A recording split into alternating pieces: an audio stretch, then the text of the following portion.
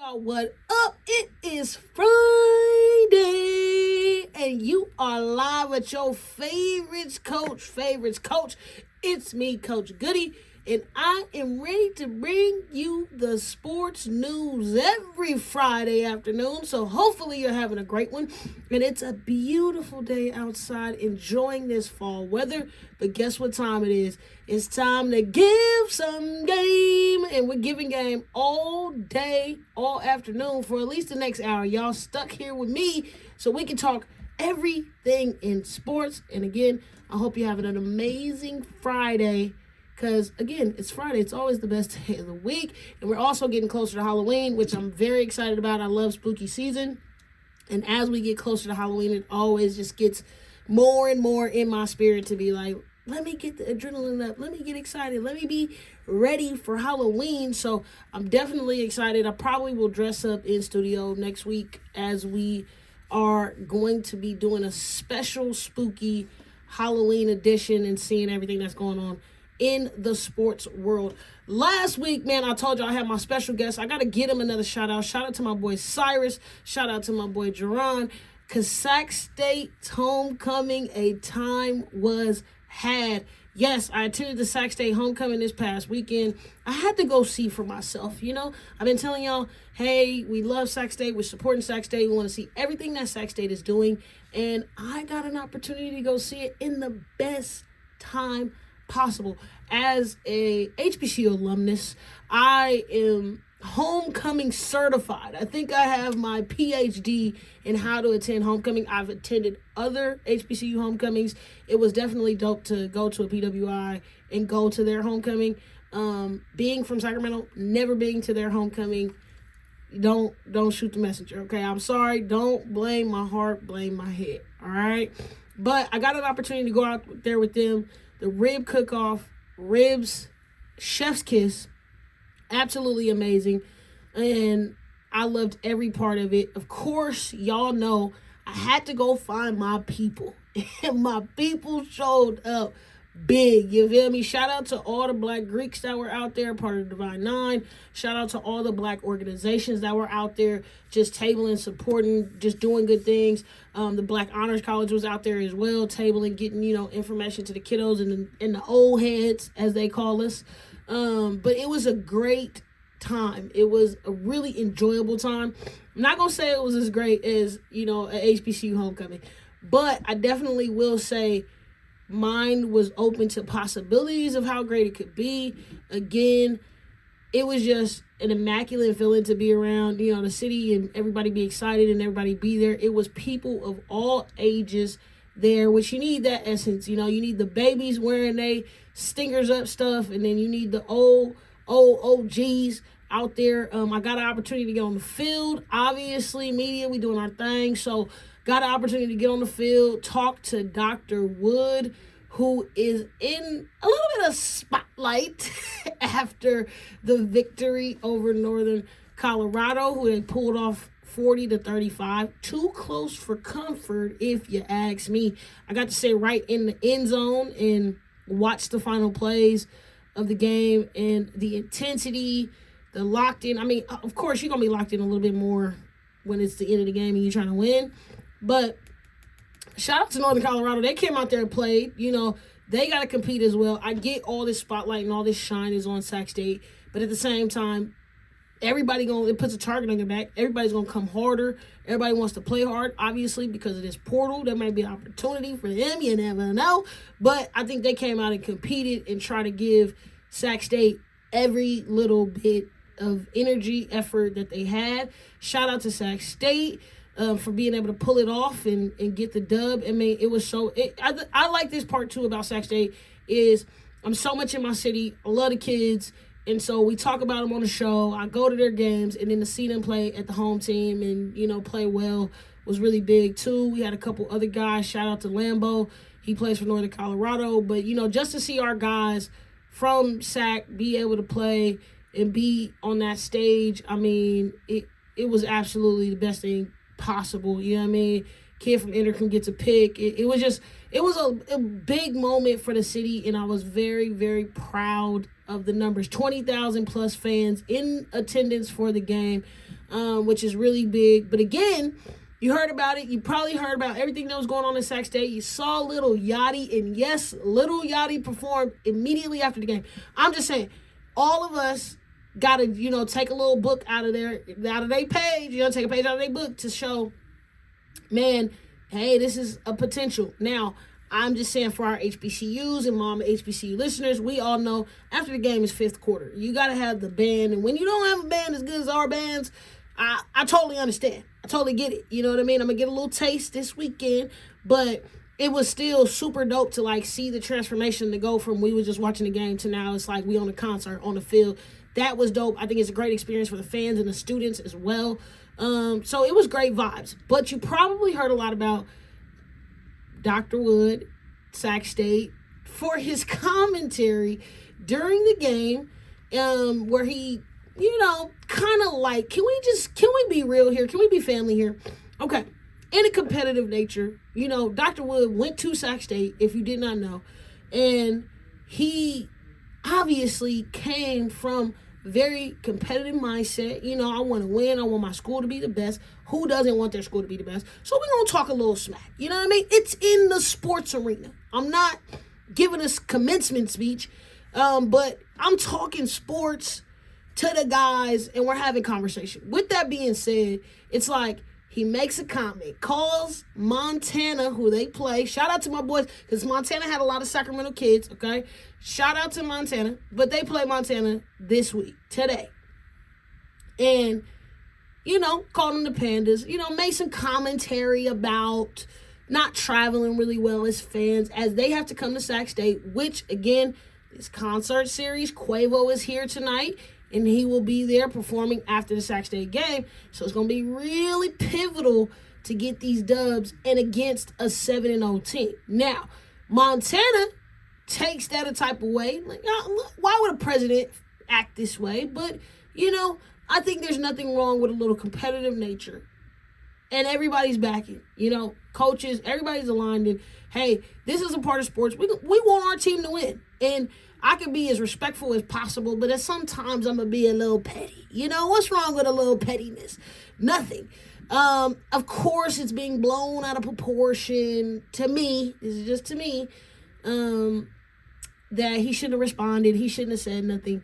And now I definitely think it puts a bigger, circle around the Sac State name.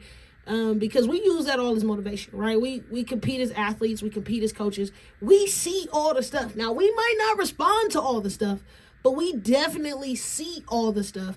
We hear all the stuff. We watch all the things. And it's just a little fired upness. Every play is going to be a little fired upness.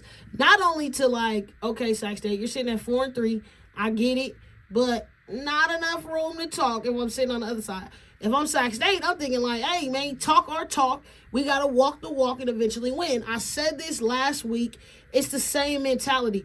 If I am trying to be the best, I got to go beat the best. And even in that, I still got to go compete and win ball games. Win games. Of course, I know Stingers fans last week and a couple of these other games, too close for comfort. Losing to Poly, not on your wish list for this year. But at the same time, we're going to talk the talk. We got to walk the walk eventually. And I think they're taking the steps in that direction. I also got to talk to a ton of alumni when I was at the game. It's super dope to be able to pick their minds and be able to talk to them a little bit about what they like, what they don't like. And I also want to give everybody this. Give him grace. Every coach, even Mike Bibby, you know what I mean? They are first-year coaches, head coaches, and you're not getting anything done in year one. If you can have a mid-season, keep it solid, keep your recruitment up, keep your engagement up, which they're doing, you're going to be in the good for something eventually. Again, all this hard work. Every day you go to work, you don't see the results of it until the end of the month when you get that check.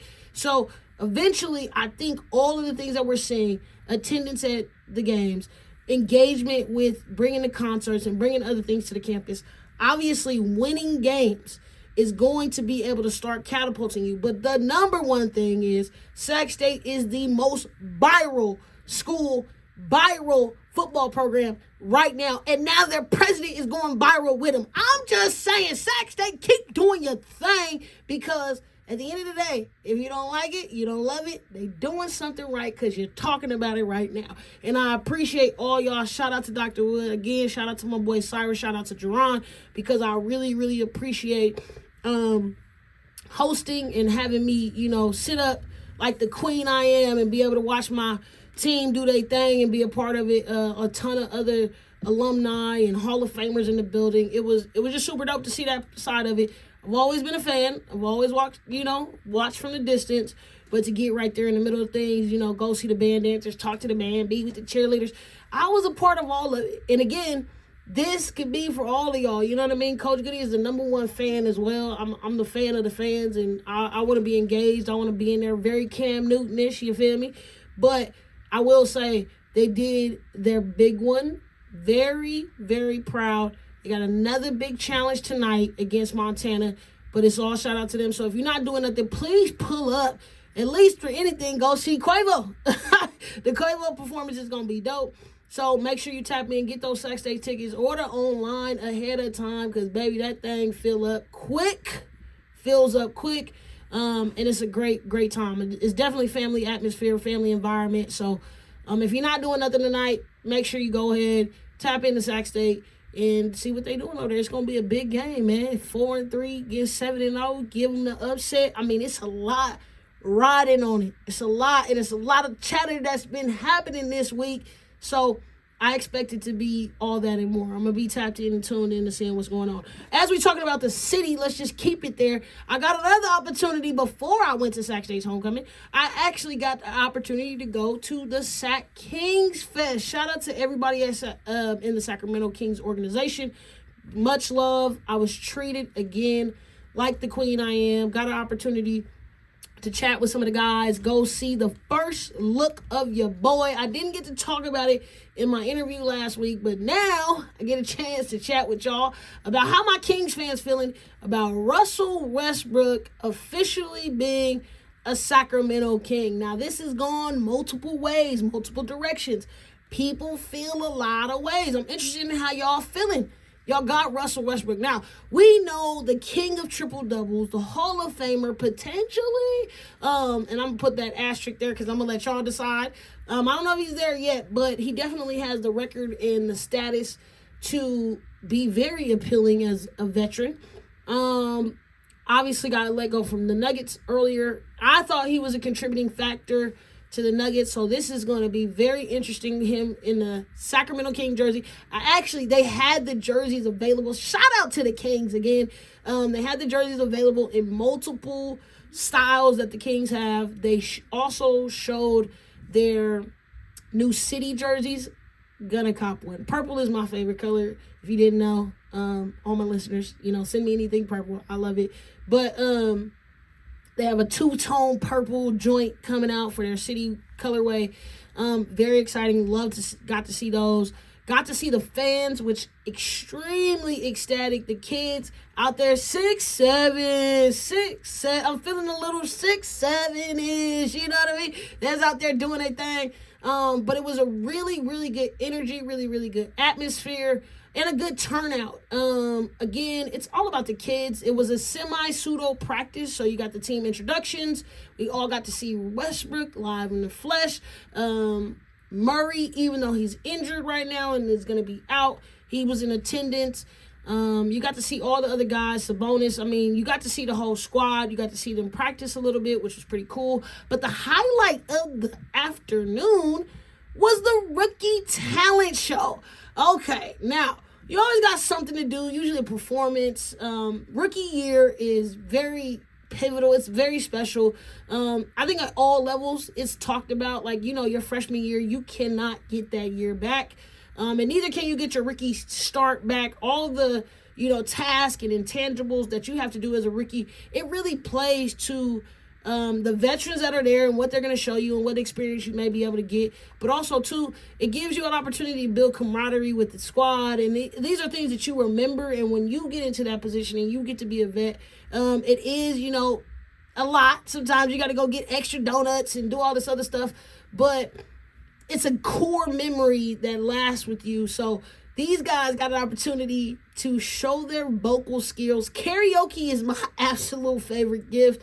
So they got out there, they did their karaoke, they did their thing, they put a little performance onto it.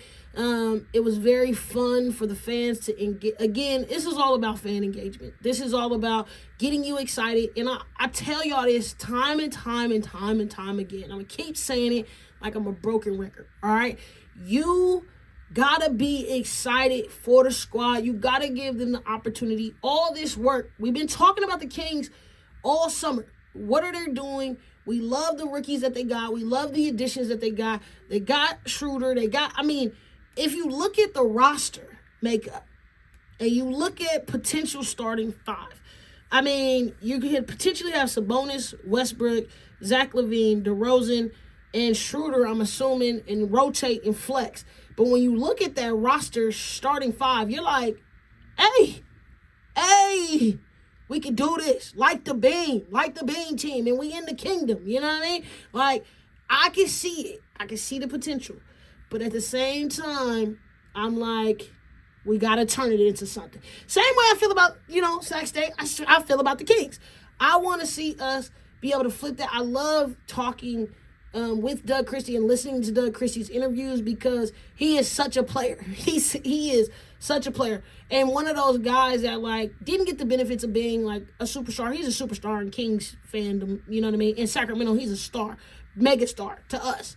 But I get it where you're a role player, you're an intangible guy, you play defense, you take charges, you do the nitty-gritty things. When you are that type of coach, one reason I think that makes you a potential to be a great coach, because your commitment to detail is going to be the same way you approach the game is how you approach coaching. He is always like, hey, we got to win the game. We got to win both games that are happening. And so it's a mental game and it's an actual game that's going on, and how we're going to develop. Everything is not going to go our way. Obviously, we know that, but it's about being able to get over those humps, being able to deal with adversity, being able to deal with injuries. All of those things that come up, that's just the reality of basketball. And some guys in the league, we know, I'm not going to say no names, but some of these guys, you can tell by their effort that they're not going hard, or they're not really engaged, or they're getting fat checks and get to play basketball for a living. I'm not upset about that.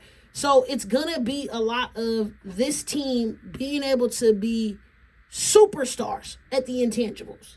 They got to be all locked in, one goal, one mission, one dream, because if not, it's going to look a hot mess. And I don't predict that, but I definitely think that if these guys can really lock in, play for each other, try to find something. I miss the old NBA, okay? And I'm going to go on a side tangent as we in here. I miss the old NBA because in the old culture of basketball in general, because now everybody playing cool, everything is cool, everything is sweet. You back then played and you knew the other guys, no matter how they weren't ranked or how, you always have scrubs in every area, right? But you have those middle guys that's like, man, I'm going out to compete every night. I'm going to play. I don't care. I'm just getting it out a very mentality of the Detroit Pistons. You have some great talent. I'm not taking away nobody, but their mentality to attacking the game, the mentality of y'all hating on the East. Anyway, I'm going to come with my own style, my own flair. We're going to do this our way. San Antonio in their street. We're going to do this our way no matter what, and try to beat these dudes. We're not trying to group up. And I'm not saying grouping up is bad, but I'm just saying I think that those middle teams and those underdog teams, they had a little bit more fight, right? I came from an underdog team, and we won, but at the same time, every game is going to be a battle. You're going to feel this every time. I might lose, but I'm dropping 30, and I'm giving it everything I got.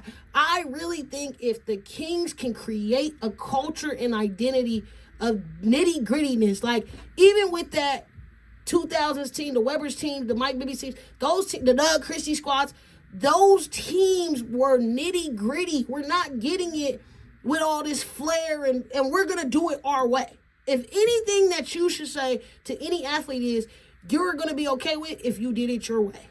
Period, point blank. Do it your way so you have no excuses. And all I can say is when I went to the table, I didn't bring my A game. So now I got to go back to the drawing board and figure it out. But this playing in between, this playing sweet, like, nah, just come and ball out. And I really, what I seen, what I think that the Kings can potentially build, I think the mentality, they got a new general manager, they got a coach now solidified. I just see so much potential, but it's going to be where everybody's mindset is from the gate. If you too much and you too big of a star, it's going to be a problem. And then it's going to lead to all the other headlines of negativity that we're hearing about the Kings and all these players. And is it going to really work out? Yeah, 6, 7. Like, it's giving that right now. But I think, optimistically, it's also early in the season. So I'm going to lock in with the Beam team. I'm going to lock in with the Kingdom and see if this group, like, man, I tell y'all, I might be a motivational speaker. You might not listen to me, you might not care, all these other things. But when we really get to the reality and the honesty and the truth of it is, if these dudes was like, man, look, y'all try to write us off. Y'all try to tell me Sacramento wasn't, hey, this, all the speculations. We hear it all, right, Kings fans? It's like, man, come back with a chip on your shoulder like, nah, I'm going to show these dudes, hey, you cut me? It's a problem now. I'm heads now. And I get that, age has something to do with that, but they got a good enough young core to mix in with these superstars to really go ahead and get it. I mean, I'm just saying, this could be a really redeem the Beam and make us a new team. I'm just saying, redeem the team and light the Beam. Either way, I think this is an opportunity for Sacramento to create a new identity and be the squad that nobody anticipated them to be. Again, this is the new breaths of just game one happening. But fans, y'all let me know. Y'all tell me if I'm wrong or if I'm too off with it right now. Because honestly, this is just me personally. I think that the Kings could be a very scary, dangerous team. But it's like, is it going to click? Is it going to work? And is everybody going to lock in? That's always a question. I mean, that's a question with anybody. LeBron's already injured and sitting out. There's other players that are injured. And then we don't have Murray yet. So it's, again, I'm just saying, the Kings look really good. And I hate to say it, love to say it, but I'm very optimistic of what it could turn out to be. I'm definitely getting a Westbrook jersey. I don't know how I feel about number 18. I probably know he has some, reason behind it, but I'm definitely copping it, okay? And I'm definitely copping one of the home edition series. If you have not gotten an opportunity, please check out the Kings, website. They do have like sign up, subscribe type thing, so you can get notified about what's going on with the jerseys, because the home editions, they have not dropped yet. But I was already looking, got a chance. I'm telling you, they hit that Team Stowe up, man. The Team Stowe line was outside around the whole stadium. I was like, man, I can't even get a jersey. Dang. But I did get an opportunity to see it. Got an opportunity to see him, full thread. So that was pretty cool. And, again, big shout out to the Kings. Very optimistic. Shout out to Doug Christie. We all cheering for you over here at 97.5 because, hey, I think they really got some stuff cooking, man. I'm not going to hold you. I think structure-wise, they, made the attempt. All I can do is, in this offseason, make sure that you do what you need to do to make our team the best team. I think that they made their best attempt at that. So I feel good. And I think that if they just go with a rebrand and just the whole culture got to change with the Kings. And it's been like an underdog, a pit. We all know what it is. You know what I mean? We don't have to state the obvious. But I do think that they have an opportunity to change that, man. All these dudes, they wrote you off. Whatever it is, man, come out with the chips on the shoulder and let's show these, come on, stop allowing, and this is not just the Kings, it's other franchises, it's other older players and, mixture teams or whatever the case may be. But, hey, man, we got so much more season to go. I'm telling y'all, I'm excited. I hope the beam is lit soon. They play this weekend. They actually play tonight against the Utah Jazz. So light the beam. And then Sunday night, they play against the Los Angeles Lakers. LeBron will be out, but I know y'all will all be in attendance. Hey, it's Coach Goody, and y'all listen to Givin Game on 97.5 FM KDEE. What up? It's Friday, and you're listening to Givin Game, and I'm Coach Goody. Man, listen, we talked about the NBA, we talked about the Kings, and of course, I could not go without talking about Stephen A. Smith officially announcing that he hates LeBron James. It's been the headline talks of the week. Stephen A. Smith choosing to go in a different direction, more political, should we say. And he is having a new pod. He's, pushing this new promotion, and he's going around, he's going to all the shows, and officially just said, hey, I don't like the guy. And of course, this has been in my DMs, this has been in my number one conversation. Everybody want to ask me about how I feel about Stephen A. Smith, what's the topic of conversation, because the NBA is back, and he chose a perfect time. I mean, he's a marketing genius, should we say the least, and the conversation is constantly about how much Stephen A. Smith does not like LeBron James, essentially. I mean, this debate over LeBron James and him and Michael Jordan debate, I want to say, if y'all can fact check me, I'm going to go do a little bit more research, but I want to say this whole thing started with Stephen A. Smith and maybe some others, but it definitely, you can tell a part of the narrative is, great person in life, period. LeBron James is a great human being to what we know and what we see, and great father, great role model. Everything that he's doing is just like grade A example.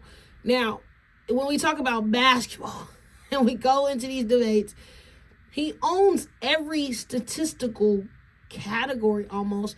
He's played for 23 years.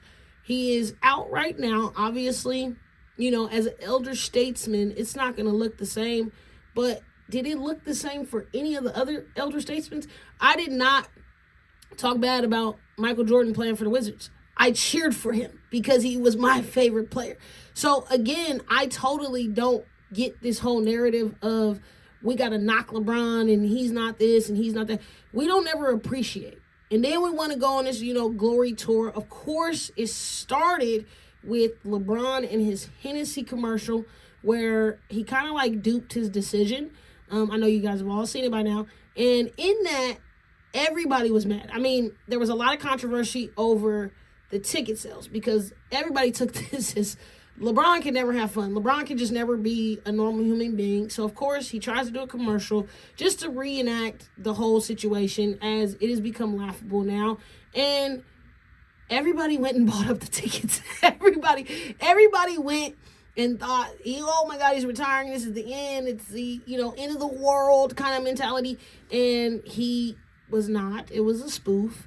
And they went and bought these tickets. Now, some fans have sued him since then, because they feel like they shouldn't have bought the ticket. My thing is, listen, we be having FOMO for real. We just be feeling like we cannot miss out. And it's just so funny to think about. Everybody was running to go buy these last tickets, which eventually is going to happen. It's going to happen here in the home city. It's going to happen here in all of them, because again, then we want to remember how great he is and acknowledge him for all his work and all this other things. Man, listen. In my mind, is he Michael Jordan? No. Not even the resurgence of Michael Jordan, because that's not his goal. He is a freak of nature as far as when we explain an athlete. He's 6'8", 6'9". He's running in the 200 plus pounds. He is a full truck train, whatever you want to call it, playing basketball. He can play every single position, and he is completely dominated in the statistical categories of playing the game of basketball. He is one of the greatest players to ever play the game because of who he is, and that is never going to be mimicked. It's so crazy to me, the blast that, LeBron gets and all this criticism that LeBron gets, yes, he lost. He's shown me, okay, what tier of winner he's in, but it does not diminish his greatness. It does not, all these debates of he took this team and da-da-da-da. At every given point, outside of Tim Duncan, you don't get just blessed with every player. You're going to have some role guys. Even though Kobe, these guys are, the Derek Fishers, the Foxes, all these other people are the Odoms, they're role guys that you need to be pivotal in a win. I know y'all all think that this AAU culture, and if you put every best guy on the team, they're going to win. Usually it doesn't work like that. You got to have a balance, because sometimes I can't always need everybody to feel like they're the guy. Just teams don't work like that. Well, you be very confident in what you do. You saw it in teams like Indiana this year. Every guy ain't out there trying to be Tyrese Halliburton. But if my job is to play defense, I'm doing it great. Derek Fisher, we've seen it in all. Big Shot Bob. We've seen other guys. So stop with all these comparisons of this is LeBron's roster. This is Jordan's roster. This is, to be honest, after today, I would no longer debate who's the greatest, because really in my mindset, it's a conversation of great players. I don't diminish Kareem more than LeBron, more than Jordan.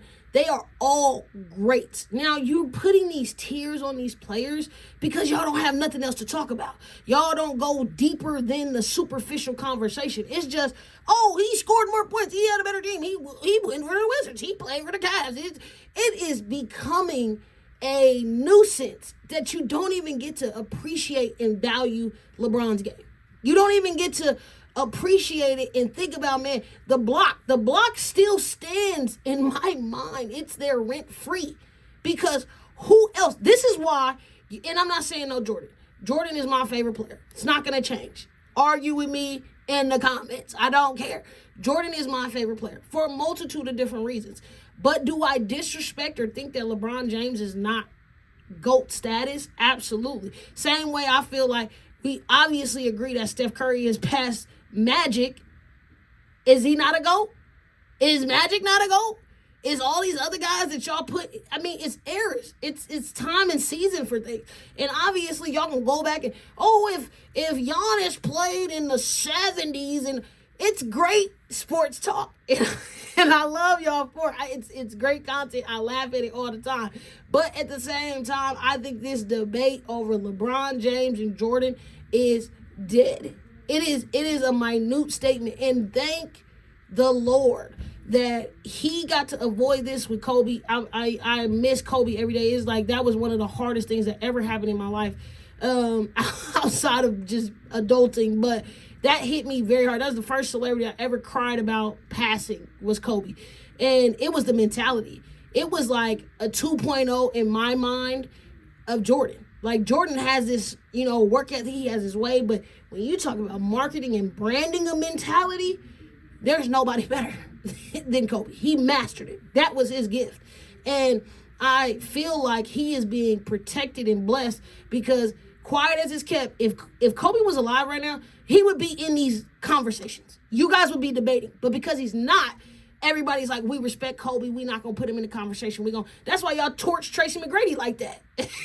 Tracy McGrady said he would have won some chips with the Lakers, and y'all ripped the man's head off and arguing down that he wasn't a great player in that era. Boy, go back. T-Mac was that boy. All right? But it's just so funny how this has been Stephen A's anchor. Say all that to say, this has been Stephen A's anchor of his plight in the NBA. Talk about some other things. I could even get a little messy and get more in depth into the WNBA. You know what I mean? You talked about feed, but then you're like, I give all these women platforms. But do you really go in depth? Do you really go past the surface when we're talking about some of these athletes and we're talking about some stuff? You stay right at the surface of the mess, because that's where mess resides. And you know how to do it a certain way. And, I mean, you can be mad about how LeBron chooses to handle it, but at the end of the day, he also is showing something to these other athletes to be like, be able to speak up for yourself, create your own platforms, do what you, protect yourself. I'm not saying that every player is going to walk up on, media people, but I do think you're seeing this new media, these new platforms, because it's like, all y'all do is talk about negativity. All y'all do is down these guys, and it's like, let's hear from the horse's mouth. Let's hear from the people that's in the locker room. Let's get it from their perspective, because how athletes and how coaches talk to each other is not how they talk to the media.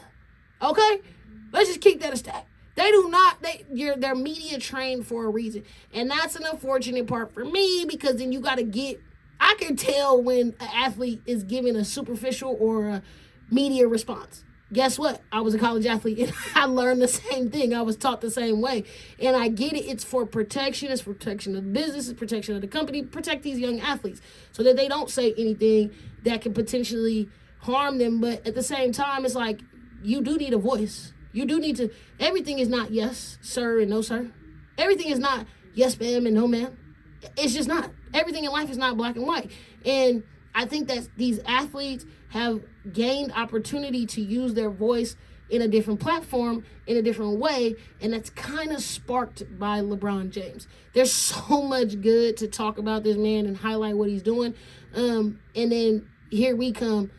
Jordan's better, LeBron's better, Jordan's better, LeBron's better. It's like, it's just so funny. You're going to like who you like. There's some people that Derrick Rose is their favorite player. You ain't arguing them. It's some people from my era for sure, Iverson is their favorite player. There's no way you can change. My little brother's favorite player is Westbrook. He don't care about a LeBron James, a Michael Jordan. His favorite player is Westbrook. Other people's favorite player is Kevin Durant. So at the end of the day, favorite player, number one player is always going to be biased. I don't care what they say. It comes down to, you feel like Jordan's the number one player because he's your favorite. And you feel like LeBron's is the number one player because he's your favorite. You're going to lean to whoever is your favorite guy, which I love because, hey, I'm neutral. Y'all all great. I mean, I'm going to do a top 5 team, you know what I mean? But it's like, bro, no offense, but we're not going to put LeBron at the 3 or the 4. I mean, there's some other great ones, but I'm just saying, LeBron can play either one of those positions, and I'm sorry. I got posters and posters of him. Larry Bird, love Larry Bird. Sorry, give me LeBron all day long. Because the mentality, like, y'all keep getting on the mentality. When you put him on a great team with other people, hey, if Jordan is 2, he should be great. If Shaq's is 5, he should be great. If y'all saying, they put Steph there. And that's what's so funny, too, about this whole thing. All this, you hate LeBron. Ain't nobody talking about Steph. Not really, like when they was winning, yeah, but now he on the decline, and now we don't know what that looks like. We're all optimistic about it, but at the same time, it's like, y'all put him past Magic. That's a big step in my world. And so I'm like, I think he's there as well. I've been saying that just because in the 2 players in similarity, which is like, it's like a 1A, 1B, because culturally changing the game, man, I don't see 2 better players like that, even with, because, and I say similarity between Magic and Steph. Magic's passing made everybody in the world want to do passes like that. No look, tempo, fast pace. We watched it all WNBA series. Chelsea Gray, no look pass, behind the back pass. We see this in everyday game. That's Magic Johnson. Okay? Then you see Steph Curry and the shooting. And the entire NBA is a shooting team now. He came, small guy, playing very Eurocentric, EuroLeague style, which I think the NBA is trying to move towards. And now it's the number one thing in the league. There's more threes taken than free throws and 2-pointers. So the generational impact of the games, that Magic, and I can see how he can pass him, but that's always going to be, they both did the same thing. LeBron, nobody can play like LeBron. LeBron is just, that's never going to happen again. There's nobody ever going to be like LeBron. Just in the same breath, I could say nobody's ever going to be Jordan. Nobody's ever going to do it. We haven't seen it. We haven't seen a perfect playoff run, even with the losses. Once I got there, 6 straight, you haven't seen it. You're not going to see it. You can accrue more wins, but can you the dominance consecutively? We're not going to see it. We're not. We're not going to also see Kareem, Dr. J, ever. There's some generational special talents that we're not going to see again in the NBA, and that's what we need to consider it as. That's what we need to think about it is, because that changes our appreciation of the game and locks us even more to this style. It locks us into this style. But I mean, Stephen A is gonna hate him. He said it. He's officially done, which is laughable. And he's been in the hot seat all week. But I just thought it was so funny. Like, he goes on this tangent, and he's like, and I just don't like him. I just don't like, bro. Like, a very petty response for sure.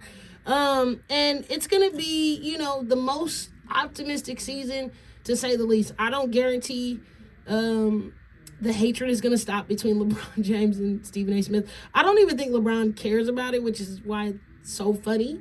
But he's, on this media press tour, slamming his name. I think that also, too, this season, it is very wide open.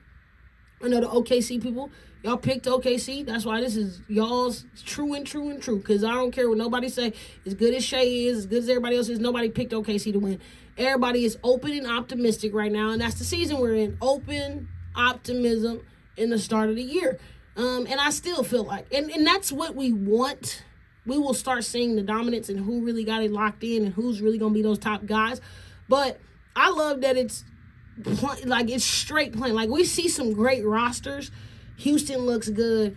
We obviously know the New York Knicks and what they trying to come back and do. Got our boy Brown over there. We know Indiana's going to try to run it back and, be impressive. I'm very impressed with Orlando.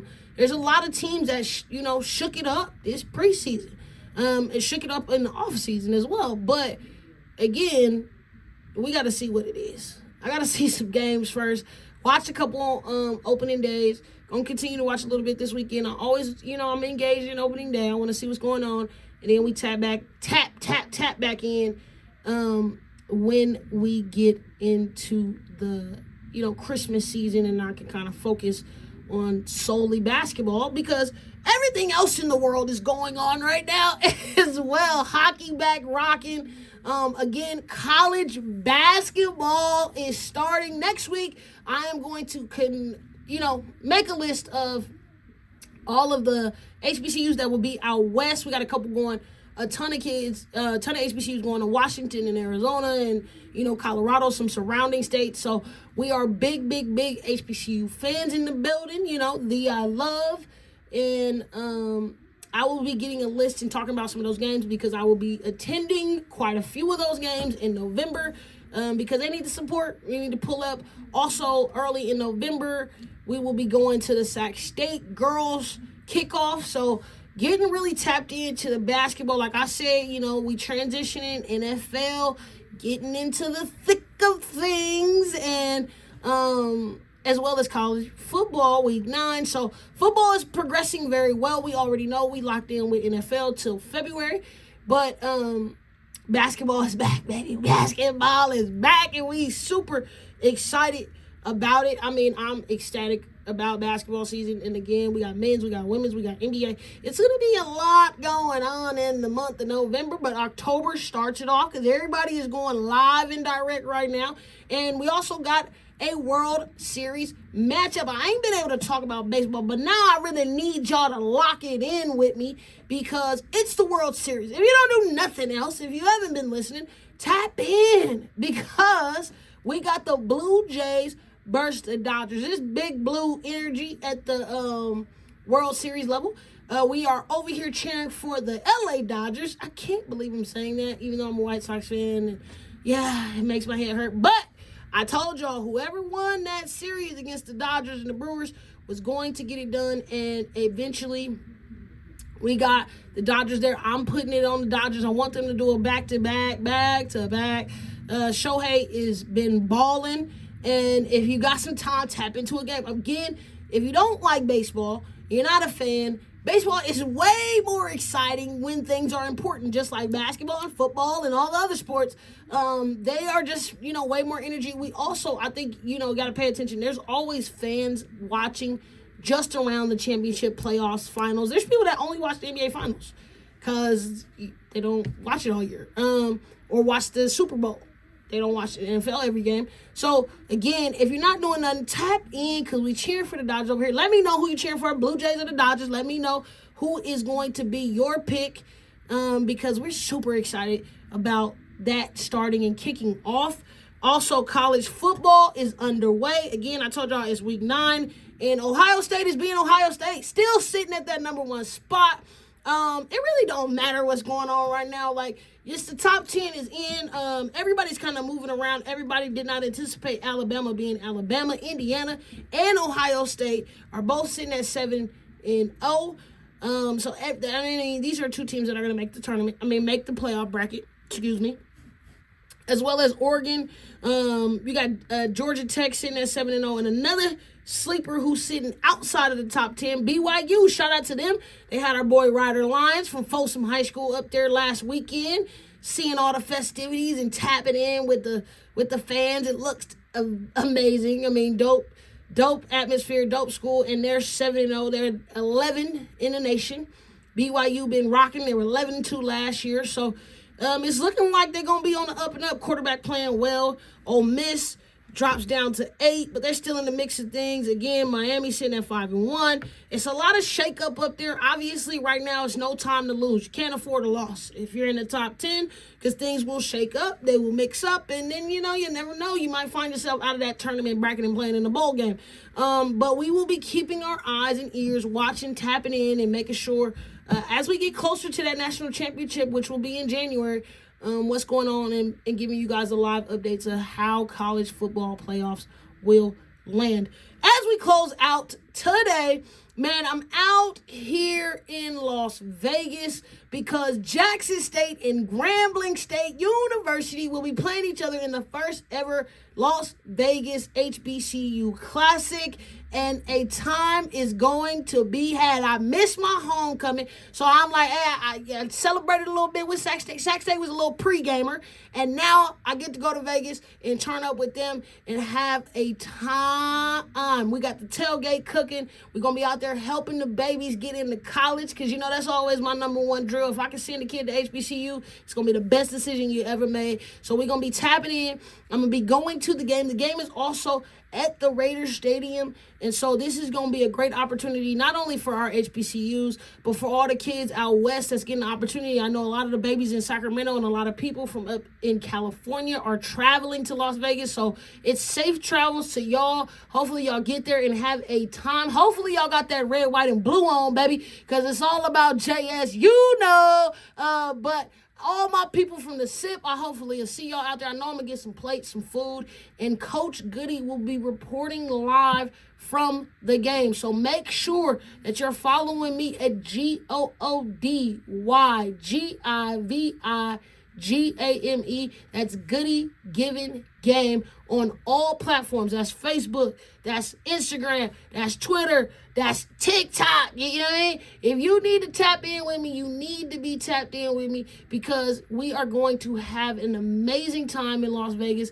and I'm going to be getting the report on everything HBCU football, as Jackson State currently sits at the number 1 spot in the nation for HBCUs, and this is a very, very big game. I ain't gonna sleep on Grambling, and they band is solid. So I will be seeing y'all. If y'all see me out there, tap in and say, what up, Coach Goody? Man, I hate it every week. I gotta give the mic up to Dosty, but man, my boy is on deck and he ready to hit a homer, so I'm not worried about it at all. Man, I love y'all. I love the support, man. We're gonna get some more guests in here coming up in November, so sit on the edge of your seats and be waiting of who is the next athlete, who is the next most important person in sports that's going to be coming up here at the station and hollering at me. If there's somebody special that you're like, man, Coach Goody, I need you to interview, I would love to hear you talk to him, chop it up with him about sports, tap in and let me know Who would you like me to pull up to the station next? Outside of that, man, I love y'all. Safe travels to everybody that is going to college football games. Sac State, do your thing tonight. And, man, y'all listening to Givin Game, and y'all with no other than Coach Goody, live on 97.5 FM KDEE. I'll see y'all next week. Peace.